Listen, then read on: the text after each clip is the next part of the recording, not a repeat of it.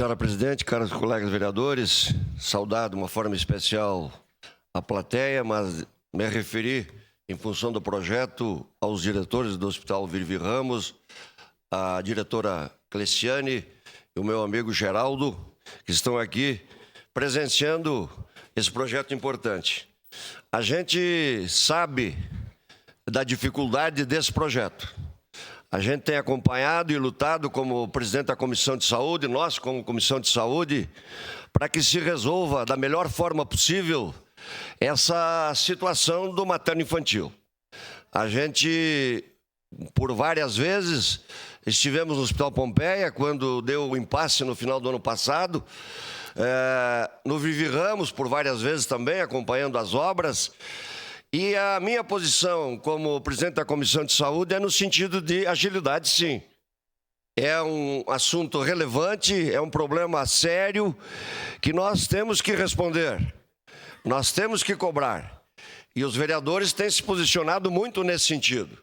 E eu, diretamente às secretárias, a minha fala sempre foi no sentido de me colocar à disposição, de estar juntos, e disponível a ser chamado para a luta, no sentido de que esse problema seja realmente equacionado.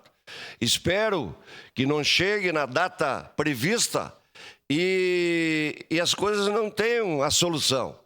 O Virvi Ramos tem feito a sua parte, acredito que a secretária também, mas me preocupa sim a demora na concretização, ou seja, na evolução da construção do materno-infantil no Hospital Virvi Ramos. Claro que passa por orçamentos, especialmente do Estado, e eu defendo esse projeto é importante, e tenho certeza que os nobres pares vão aprovar hoje esse recurso que o Executivo repassa para o Virvi Ramos para fazer parte da estrutura para acomodar o materno-infantil. Porque eu tenho certeza, nas conversas que tive com os diretores do Virvi Ramos, que tem um plano B. Talvez não seja a solução definitiva, mas um plano B para que no momento em que se encerre as atividades no Hospital Pompeia, tenha as mínimas condições de prestar o atendimento lá no Virvi Ramos.